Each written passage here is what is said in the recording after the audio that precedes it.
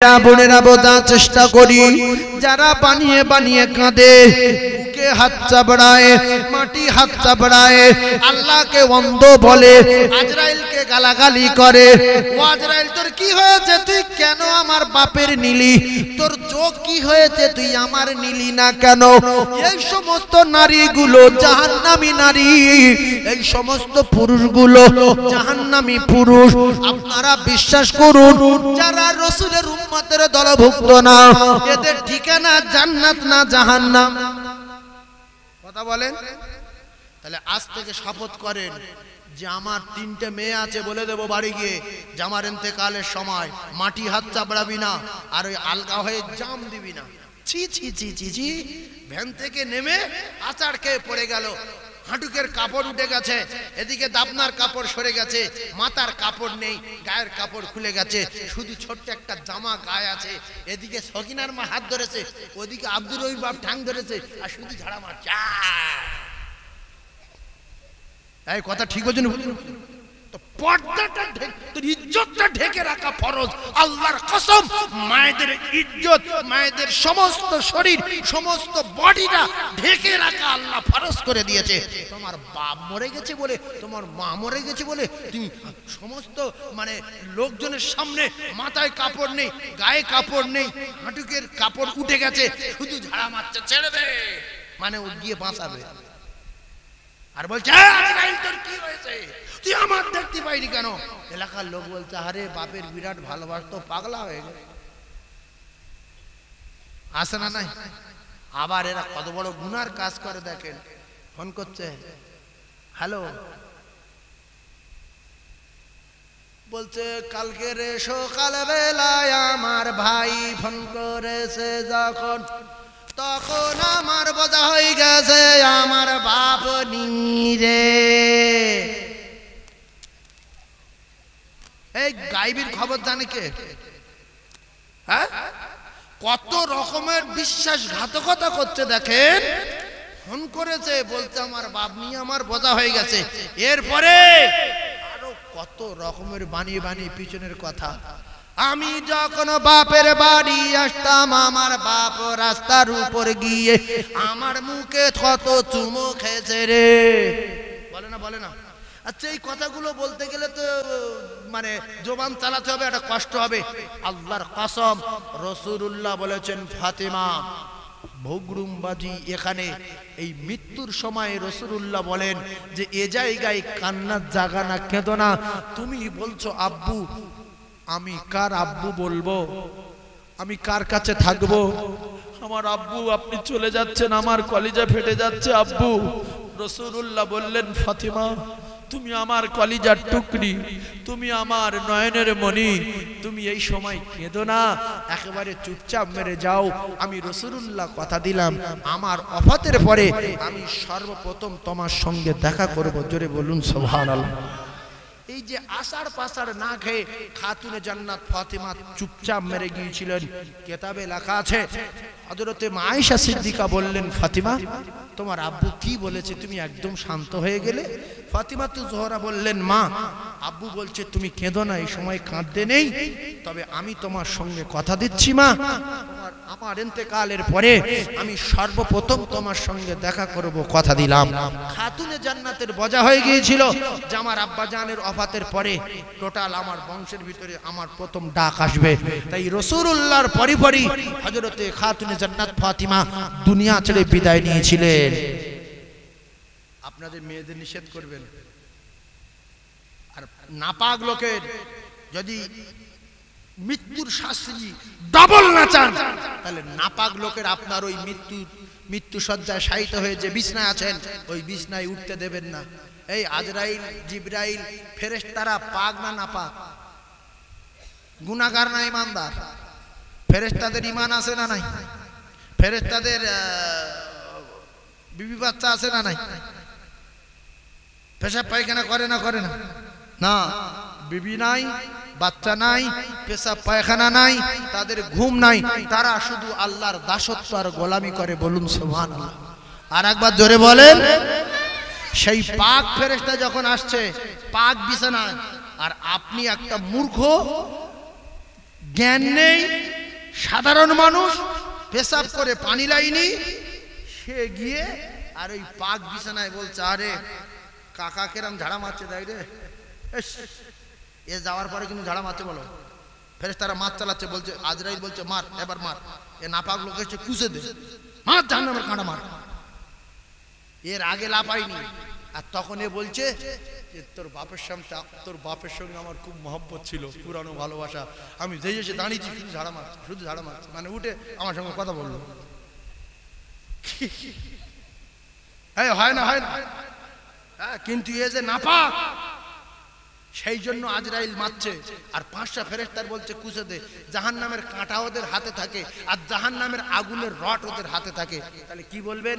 আপনি যদি আপনার আব্বা মায়ের ভালো চান, বলবেন বাবু যারা আমার আব্বা মায়ের দেখতে আসছো, ওযু করে এসো, যারা নাপাক থাকবে ওযু করার নাম করে চলে যাবে, ওরা আর ওই আপনার আব্বার বিছনায় উঠতে পারবে না। এই মেয়ে ছেলে হোক আর বেটা ছেলে হোক, নাপাক অবস্থায় ওই বিছনায় যাওয়া যাবে। ভাইরা আমার বাবাদিরা, ও মায়েরা বোনেরা বেটিরা, বুকে হাত না চাপড়ে, আল্লাহ পাকের রঙ্গ না বলে, জাহান্নামের টিকিট না নিয়ে, যদি কোরআন শরীফ জানা থাকে, রাসূলুল্লাহ জানিয়েছেন ও জায়গায় সূরা ইয়াসিন তেলাওয়াত করো। আর যদি কোরআন শরীফ না জানো, ওযু অবস্থায় সে ও জায়গায় আল্লাহ এবং আল্লাহ রাসূলের নামের কলেমা, যে কলেমার এত ক্ষমতা, এত পাওয়ার, যে কলেমার এত ওজন, ওই কলেমা যদি একবার কোনো কাফের, একবার যদি কোনো বেঈমান, একবার যদি কোনো গুনাহগার, একবার যদি কোনো চোর, মদখোর, জাদুকর, গণক, মিথ্যাবাদী, চিটিংবাজ, ঘুষখোর যদি একবার পড়ে নেয় লা ইলাহা ইল্লাল্লাহু মুহাম্মাদুর রাসূলুল্লাহ, মান ক্বালা লা ইলাহা ইল্লাল্লাহ মুখলিসান ফাদখালাল জান্নাহ। ও ভাইরা বাবাদিরা, যদি ইখলাসের সাথে একবার পড়ে লয়, ওই রকম 90 বছরের কাফেরকে এই পাওয়ারফুল কলেমা তার 90 বছরের গুনাহ maaf করে দিয়ে সত্য প্রসব করা সন্তানের মতো বেগুনাহ মাসুম করে দেয়। জোরে বলুন, সেই কলেমা শোনাতে বলা হয়েছে। ও যদি কলেমা পড়তে পারে, সামনের লাইন ক্লিয়ার। তাহলে ইমাম হোসেন মরেছে কি বারে? জোরে বলেন। শুক্রবার মরা ভালো না খারাপ? শুক্রবার মরলে কি হবে? তার কবরের আযাব কিয়ামত পর্যন্ত আর হবে না। ওই যে আমরা ওয়াজে শুনেছি যে কবরে ফেরেশতা এসে বলে রাদিতু বিল্লাহি রাব্বান ওয়া বিল ইসলাম দীনা ওয়া বি মুহাম্মাদিন নাবিয়্যা সাল্লাল্লাহু আলাইহি ওয়াসাল্লাম। এই সব কোনো কথা বলবে না, শুধু কবরে যাবে, শুয়ে ঘুমাবে, হ্যাঁ কিয়ামতের মাঠে উঠবে। এরকম হবে কি বার মরলে? শুক্রবার। আর যদি পাপী লোক মরে, তার মাপ হবে কি? হ্যাঁ না বলে না? পাপী লোকের মাপ। শুক্রবার মরো, শুক্রবার মরো, শুক্রবার মরে দেখো। আচ্ছা, একজনের গুনাহ আছে 1.5 কুইন্টাল, গুনাহ কতটা? 1.5 কুইন্টাল। নেকি আছে 1 গ্রাম। এ বেঈমান না মুসলমান? বেঈমান না। যাররা পরিমাণ থাকলে ইমানদার, যাররা পরিমাণ থাকলে ইমানদার। তাহলে গুনাহগার ব্যক্তিও যদি হয়, এ যদি শুক্রবার মারা যায়, কিয়ামত পর্যন্ত কবরের আযাব মাফ থাকবে। জোরে বলুন সুবহানাল্লাহ। কিন্তু মরতে হবে শুক্রবার। এরপরে ওয়াফাত,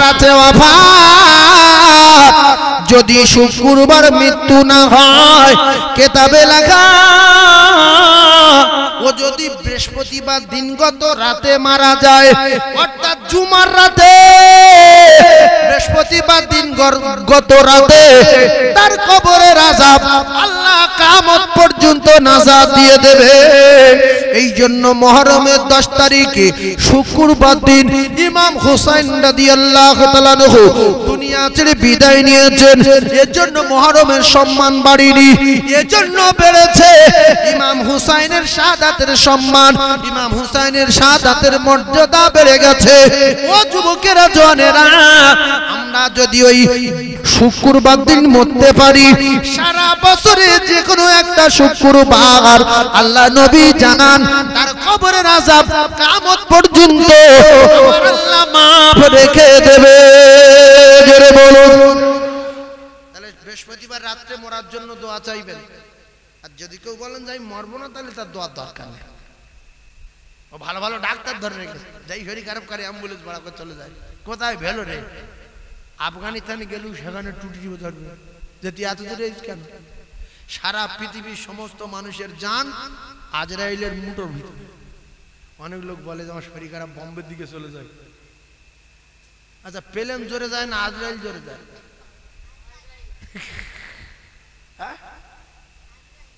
আজরাইল মানে একটা অভিজ্ঞতাই বলে যে আজরাইল কত ক্ষমতাশীল, আজরাইল জোরে যাবে না, প্লেন জোরে যাবে। তিন জায়গায় জিবরিলের পাওয়ার। প্রথম জায়গা হলো আপনারা শুনেছেন ইউসুফ আলাইহিস সালাতু ওয়াস সালামকে তার ভাইরা নিয়ে মেরে কুয়ার ভিতরে ফেলে দিয়েছিল। ও মুসলমানেরা, যুবকেরা, জওয়ানেরা, ওই কুয়ার ভিতরে ইউসুফ নবীর ঠ্যাং ভেঙে যায়নি, ইউসুফ আলাইহিস সালাতু ওয়াস সালামের কোমর ভেঙে যায়নি, মাথা ফেটে যায়নি। আমার আল্লাহ পাক জানিয়ে দিলেন, ও জিবরিল, আমার পয়গম্বর ইউসুফের ভাইরা ধরে মেরে কুয়ার ভিতরে ফেলে দিতেছে। তুমি জান্নাত থেকে পাথর নিয়ে এই মুহূর্তে বিদ্যুৎ গতিতে চলে যাও, ইউসুফ আলাইহিস সালাতু ওয়াস সালামকে কুয়ার ভিতরে ধরে নিয়ে জান্নাতি পাথরের উপরে দাঁড় করিয়ে দাও। তাই কিতাবে লেখা, ইউসুফ আলাইহিস সালাতু ওয়াস সালামকে আল্লাহর ফেরেশতা জিবরিল জান্নাত থেকে পাথর নিয়ে সেকেন্ডের ভিতরে উড়ে পৃথিবীর জমিনে এসে তার প্রচন্ড ডানার ক্ষমতায় ইউসুফ নবীকে ধরে নিয়ে কুয়ার ভিতরে জান্নাতি পাথরের উপরে দাঁড় করিয়ে দিয়েছিলেন। জোরে বলুন। তাহলে যখন ফেলছিল আল্লাহর জান্নাত থেকে জিবরাইল পাথর নিয়ে এই সেকেন্ডের ভিতরে পৃথিবীর জমিনে এসে কুয়ার ভিতর থেকে ইউসুফ নবীকে ধরে নিয়ে জান্নাতে পাথরে দাঁড় করিয়ে দিয়েছেন জিবরিল আলাইহিস সালাতু ওয়াস সালাম। তাহলে ডানার ক্ষমতা আছে না নাই? এখান থেকে বোম্বাই চোখের পাতা ফেলার আগে চলে যাবে, যাবে না? যাবে। কোথায় জান্নাত আর কোথায় দুনিয়া? এক জায়গায় হলো, দ্বিতীয় নাম্বার জায়গা হলো মিনায়। যে সমস্ত ভাইরা গিয়েছেন জানেন, মিনা ময়দানে হযরত ইব্রাহিম আলাইহিস সালাতু ওয়াস সালাম তার বাচ্চাকে নিয়ে গিয়ে ইব্রাহিম খলিলুল্লাহ আর খলিজার টুকরা ইসমাইল জাবিউল্লাহকে নিয়ে যখন কুরবানি দিতেছিলেন, গলা কাটতেছিল না, ইসমাইল আলাইহিস সালাতু ওয়াস সালাম বললেন, আব্বু, আমি আপনার কলিজার টুকরা, আপনি বারবার করে আমার গলায় তরবারি চালাচ্ছেন, গলা কাটে না। আসলে আপনার মহব্বতের কলিজার টুকরা সন্তান আমি, একটি মাত্র ইসমাইল। আপনি যখন তরবারি চালাচ্ছেন আমার গলায়, আমার চোখে থেকে যখন আপনার চোখ পড়ছে, আপনি তখন দুর্বল হয়ে যাচ্ছেন। আপনি একটা চোখে কাপড় বাঁধেন, আব্বু গো, চোখে কাপড় বেঁধে তরবারি চালিয়ে দেন। ইব্রাহিম খলিলুল্লাহ চোখে কাপড় বাঁধলেন, সঙ্গে সঙ্গে তরবারি চালিয়ে দিলেন, দুটুকরা হয়ে গেল, টাটকা রক্ত হাতে লাগলো। ভাইজান আমার, বাবাদিরা, সোনার চাঁদেরা, যুবকেরা, জওয়ানেরা, সেকেন্ডের ভিতরে চোখের পর্দা টেনে দেখে ইসমাইল জাবিউল্লাহ পাশে দাঁড়িয়ে তাকবীর দিতেছে। জান্নাতি দুম্বা তরবারির তলায় কুরবানি হয়ে গেছে। তাহলে চোখে কাপড় বাঁধার সময়টুকু সেকেন্ডের ভিতরে জান্নাত থেকে দুম্বা নিয়ে ইসমাইল জাবিউল্লাহকে তুলে দিয়ে তরবারির তলায় দুম্বা ধরিয়ে দিয়েছেন কে? জিবরাইল আলাইহিস সালাতু ওয়াস সালাম। জোরে বলুন সুবহানাল্লাহ। আর আব্বা জানে আমি চোখে কাপড় বেঁধে নিয়েছি আর তরবারি হাতে, যেই চালিয়ে দিয়েছে অমনি কেটে গেছে, টাটকা রক্ত হাতে লাগলো, দৃঢ় বিশ্বাস আমার কলিজার টুকরা বাচ্চা কুরবানি হয়ে গেল। কিন্তু আবার কাপড় টেনে দেখি কে? দুম্বা। কে এনেছিল? জিবরাইল আলাইহিস সালাতু ওয়াস সালাম। কোথা থেকে? আল্লাহ জান্নাত থেকে। জোরে বলেন সুবহানাল্লাহ। ভাইরা আমার, বাবাদিরা, এই ডানার ক্ষমতা চলতে, একটা ডানায় আল্লাহ এত পাওয়ার দিলেন, এত ক্ষমতা এই একটা ডানায় আল্লাহ দিয়েছিলেন। দ্বিতীয় তৃতীয় নাম্বার জায়গা হলো আল্লাহ নবী দিন ও দুনিয়ার বাদশা নামদার তাজদার মদিনা বিশ্ব নবী হাবিবুল্লাহর মুখে পাথর মেরে দাঁত ভেঙে দিয়েছিল। যে জায়গায়, সে জায়গা হলো উহুদের ময়দানে। হাজী সাহেব যারা আছেন জানেন, উহুদের ময়দান, উহুদের পাহাড়টা আজ লাল লাল রঙের দেখায়, দূর থেকে মনে হয় যেন লাল পাহাড়। ওই পাহাড়ে আল্লাহ নবীর কলিজার টুকরা 70 জন সাহাবীর রক্ত ঝরেছিল, বিশ্ব নবীর মুখে রক্ত ঝরেছিল। ওই পাহাড়ে রাসূলুল্লাহর শরীরে রক্ত ঝরেছিল। ওই পাহাড় কিয়ামত পর্যন্ত এইভাবে থাকবে। ওই পাহাড়ের ঢালে আজ শুয়ে রয়েছে 70 জন কলিজার টুকরা সাহাবী। তারা বকরির মতো জবাই হয়ে রক্ত মাখা কাফনগুলো নিয়ে পড়ে আছে। ওই পাহাড়ের ঢালে সবচেয়ে যে লম্বা কবরটা দেখা যায়, ওই কবরটা হলো আল্লাহ নবীর আপন চাচা হযরতে হামজা রাদিয়াল্লাহু তাআলা আনহুর কবর। আল্লাহ রাসূলের দাঁত ভেঙে যাওয়ার পরে ওই দাঁত মুখে থেকে আর মাটিতে পড়ার আগে সেকেন্ডের ভিতরে হযরতে জিবরাইল আলাইহিস সালাতু ওয়াস সালাম এসে দাঁতখানা ধরে নিয়েছিলেন, জমিনে পড়তে দেয়নি। জোরে বলুন। তাহলে একটা ডানায় যদি এত ক্ষমতা থাকে, কোথায় জান্নাত আর কোথায় পৃথিবী, সেকেন্ডে আপ ডাউন, সেকেন্ডে আসে। তাহলে 600 ডানা জিবরাইল আলাইহিস সালাতু ওয়াস সালামের এই 600 ডানার ক্ষমতা দিলে কি হবে বলেন? বুঝতে পেরেছেন? 600 ডানার যদি একসঙ্গে ক্ষমতা দেয় কি হবে? একটা ডানা তো এই হচ্ছে। আমরা সবাই যখন জান্নাতে যাব না, আল্লাহ আমাদের প্রত্যেককে জান্নাত নসিব করেন, বলেন আমিন। ভাই, আমরা জান্নাতে গেলে আমাদের আর কোনো দাবি থাকবে কি?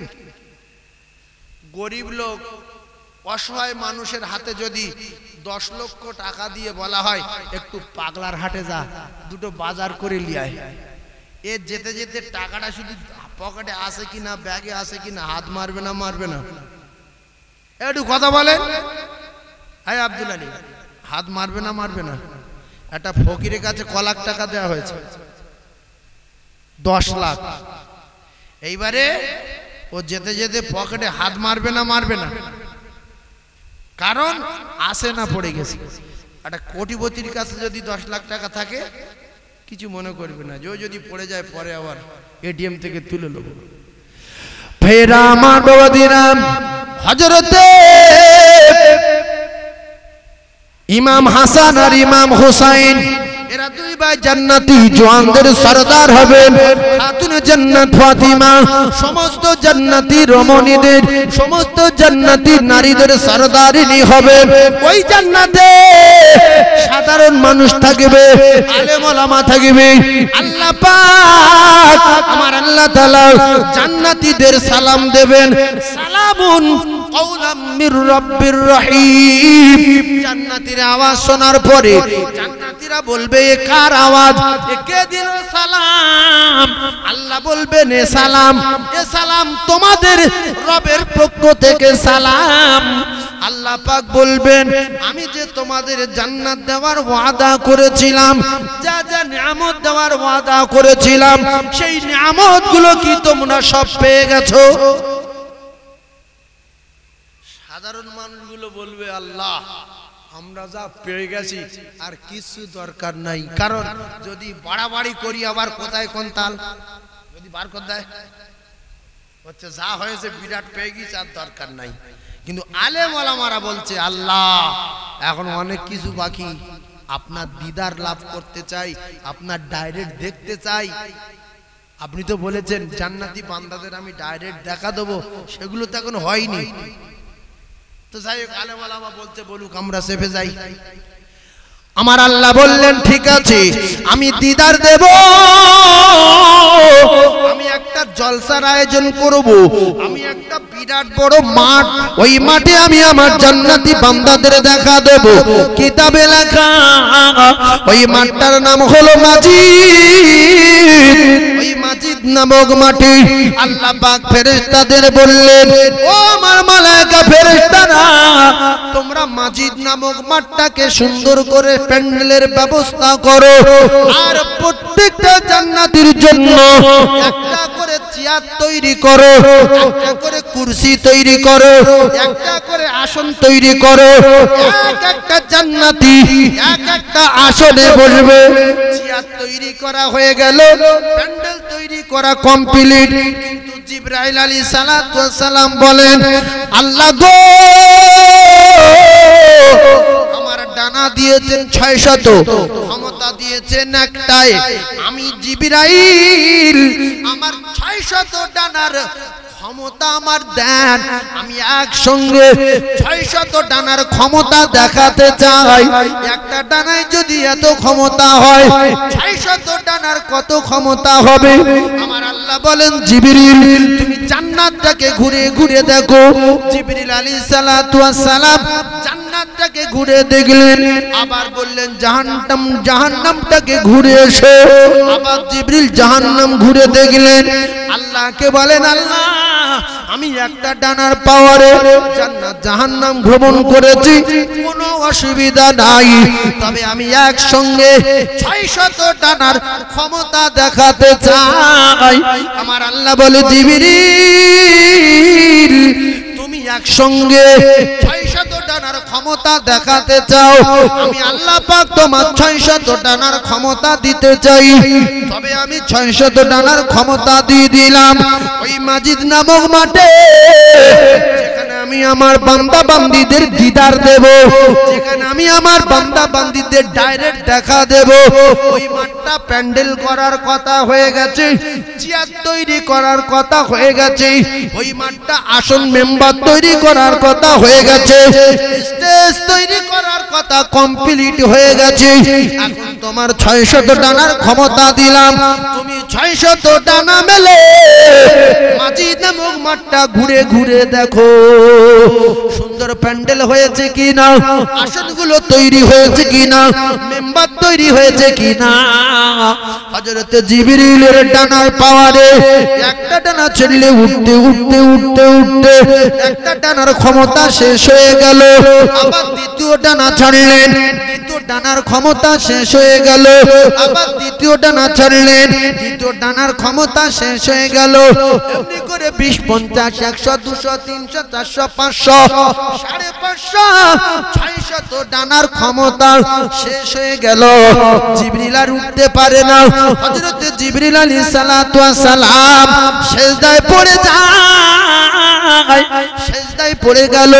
সিজদায় পড়ে যাওয়ার পরে আমার আল্লাহ বলে, জিবরিল, ও জিবরিল মাথা তোলো। খবর কি? মাঠ ঘোরা হয়ে গেছে।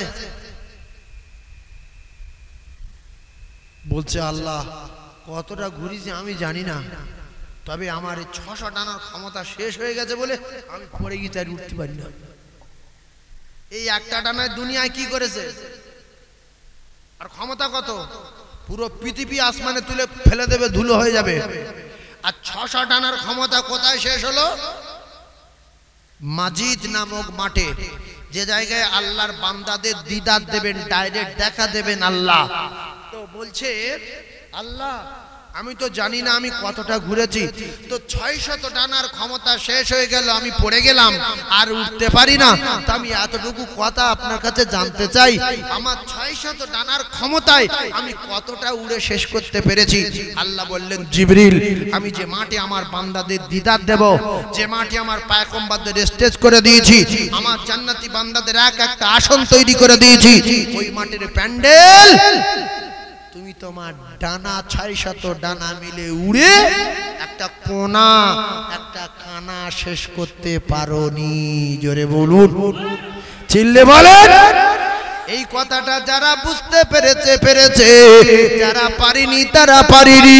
ও ভাইরা বাবাজিরা, তাহলে জান্নাতের ময়দান কত বড়, জান্নাতের জায়গা কত বড়, এজন্য আমি আপনাদেরকে জানিয়ে দিতে চাই, ওই জান্নাতে আমার আল্লাহ পাক, ওই মাঠে আমার আল্লাহ পাক তার বান্দাদের দিদার দেবে।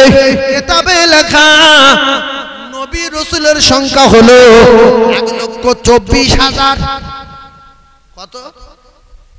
1,24,000। কিছু বব্বর মার্কা মৌলবী আছে, মানে চিটিং বাস টাইপের।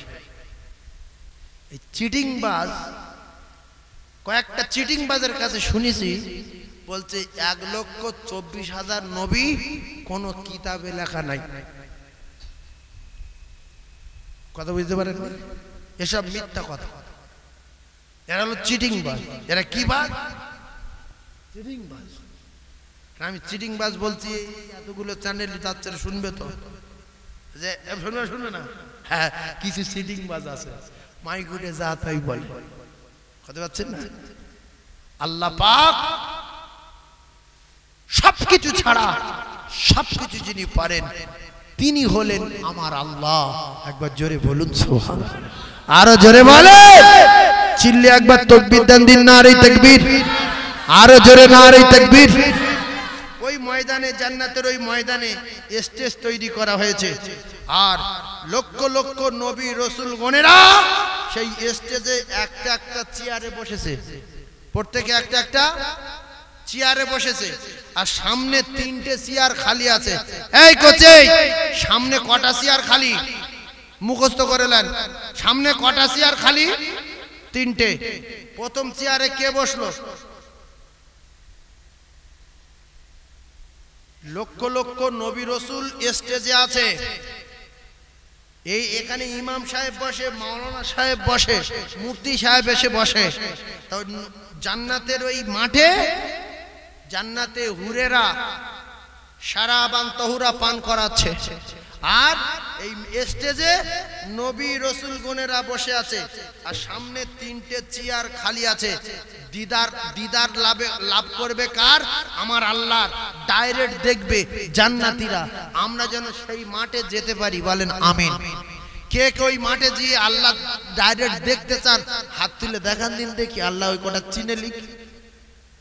আল্লাহ কবুল করেন, বলেন আমিন। আল্লাহ কবুল করেন, বলেন আমিন।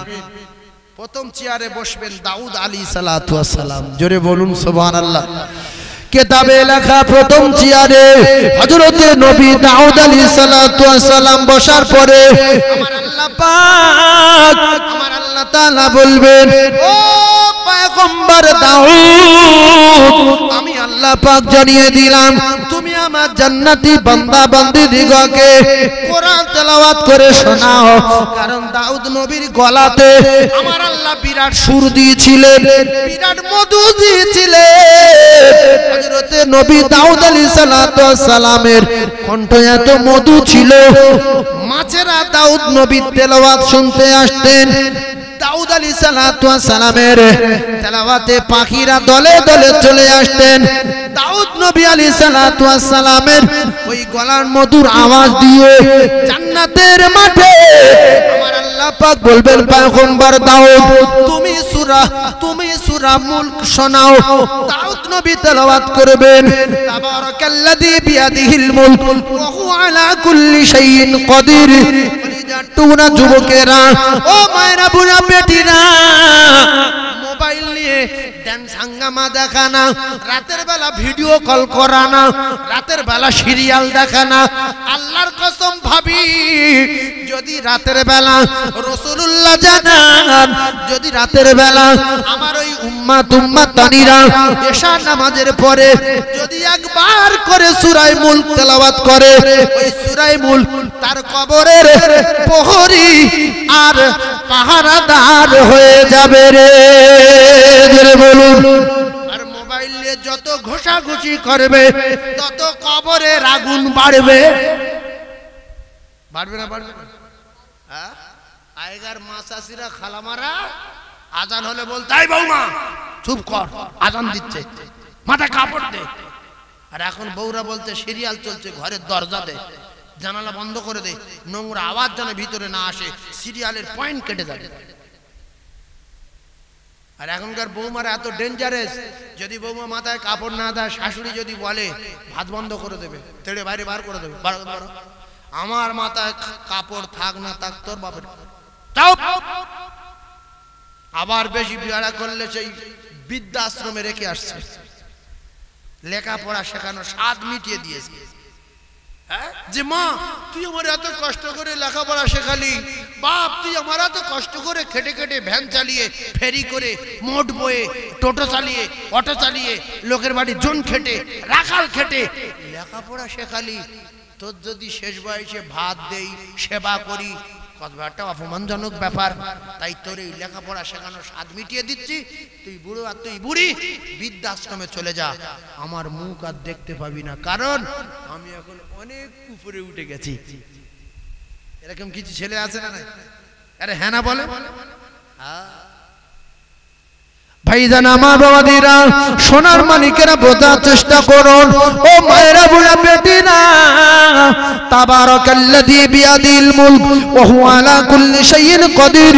এশার নামাজের পরে পড়ার কথা রাসূলুল্লাহ জানান, যদি কেউ চায় আমার কবরে আযাব না হোক, তাহলে সে যেন প্রত্যেক দিন সূরা মুলক তেলাওয়াত করে। এই সূরা মুলক তার কবরের প্রহরী আর পাহারাদার হয়ে যাবে।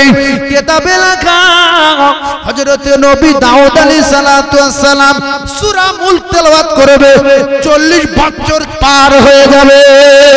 জোরে বলুন। এই বসে বসে কত বছর পার হবে? 40 বছর।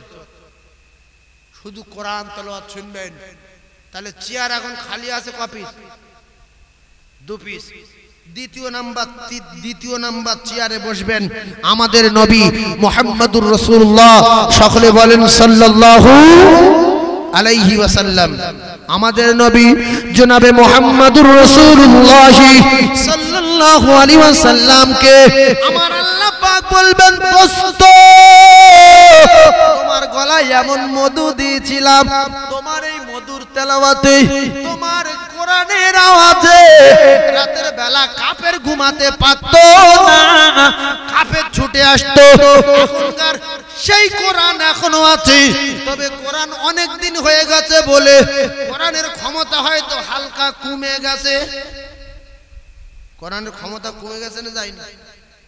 কোরআন বুড়ো হয়ে গেছে না যায়নি? খুব তো বোঝেন, কোরআনের ক্ষমতা একই রকম আছে, কিন্তু এখন মাইকে কোরআন তেলাওয়াত করলে, বাড়িতে কোরআন তেলাওয়াত করলে যারা মুসলমান নামে দাবি করে, এরাও কোরআন তেলাওয়াতের আওয়াজে দাঁড়ায় না, শোনেও না, ঘৃণা করে। আর অনেক মূর্খ আছে, জাতির কলঙ্ক, নির্লজ্জ। ফজরের নামাজের পরে আল্লাহর কসম রাসূলুল্লাহ বলেছে, তোমরা সূরা ইয়াসিন তেলাওয়াত করো। সূরা ইয়াসিন তেলাওয়াত করলে কিছু মূর্খ আছে, এরা